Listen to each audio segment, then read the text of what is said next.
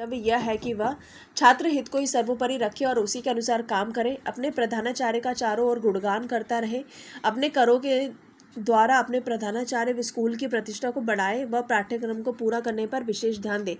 तो जवाब है छात्र हित को ही सर्वोपरि रखे और उसी के अनुसार काम करें। आपकी दृष्टि में अच्छे स्कूलों की स्थापना की जानी चाहिए, घनी कॉलोनियों के बीच में, ताकि स्कूल को अधिक छात्र मिल सके, प्राकृतिक वातावरण में, नगर के शहर, ग्रामीण दूर दराज के क्षेत्रों में। तो जवाब है प्राकृतिक वातावरण में।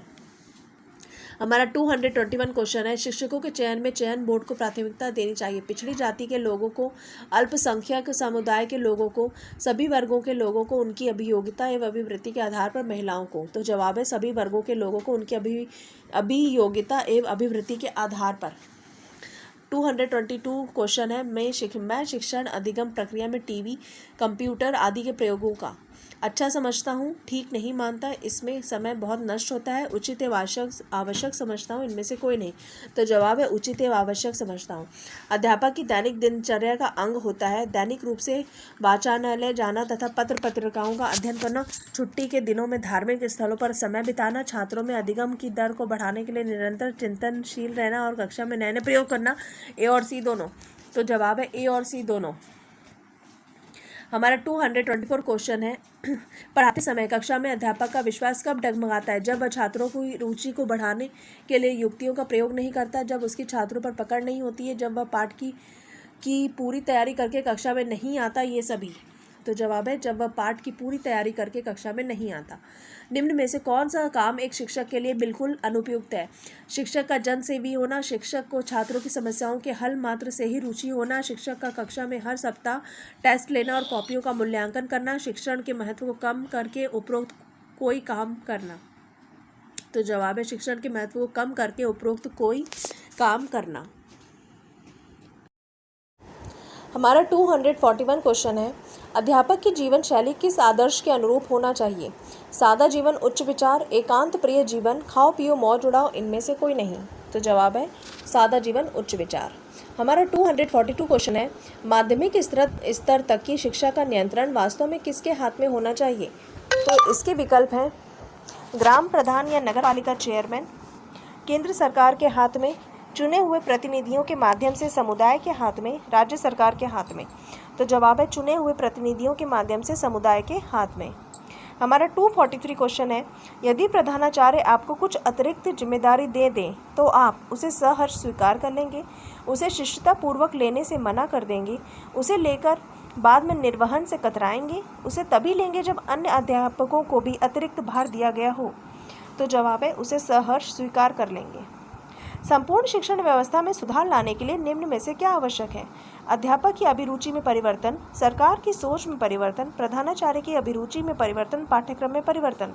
तो जवाब है अध्यापक की अभिरुचि में परिवर्तन। क्या आपके विचार से वार्षिक परीक्षा में सभी छात्रों को पास कर दिया जाना चाहिए? तो इसके विकल्प है जी हाँ, इससे बच्चों का मनोबल नहीं गिरेगा, जी नहीं, ऐसा करने से बच्चे पढ़ना तथा ज्ञान को याद रखना छोड़ देंगे, जी नहीं, इससे पूरी शिक्षा व्यवस्था आगे चलकर ध्वस्त हो जाएगी, इनमें से कोई नहीं। तो जवाब है जी नहीं, इससे पूरी शिक्षा व्यवस्था आगे चलकर विध्वस्त हो जाएगी।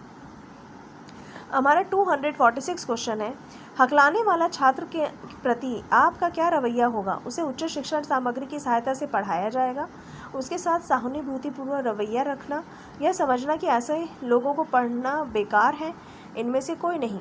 तो जवाब है उसके साथ सहानुभूतिपूर्वक रवैया रखना। प्रत्येक शिक्षक का कम से कम 2 कालांश रोजाना खाली होना चाहिए, छात्रों के कार्यों को चेक करने के लिए, आराम करने के लिए, अगले कालांश के शिक्षण की योजना बनाने के लिए, इनमें से कोई नहीं। तो जवाब है छात्रों के कार्यों को चेक करने के लिए। बच्चों में मौलिक चिंतन की शक्ति विकसित की जा सकती है, जन्मजात होती है, स्व अध्ययन से बढ़ती है, ए और सी दोनों। तो जवाब है ए और सी दोनों। हमारे 249 क्वेश्चन है, स्कूलों में शिक्षकों में असंतोष का प्रमुख कारण होता है प्रधानाचार्य या प्रबंधन समिति द्वारा पक्षपात, शिक्षकों पर आधारित अतिरिक्त कार्यभार, शिक्षकों का कम वेतन, ये सभी। तो जवाब प्रधानाचार्य या प्रबंधन समिति द्वारा पक्षपात। छात्रों को निर्णय लेने की स्वतंत्रता कहाँ तक होनी चाहिए? जहाँ तक उसका निर्णय स्कूल के नियमों एवं सिद्धांतों से न टकराए, पिकनिक आदि का निर्णय लेने तक, कक्षा के सामान्य झगड़ों को निपटाने में, ये सभी। तो जवाब है जहाँ तक उसका निर्णय स्कूलों के नियमों एवं सिद्धांतों से न टकराए।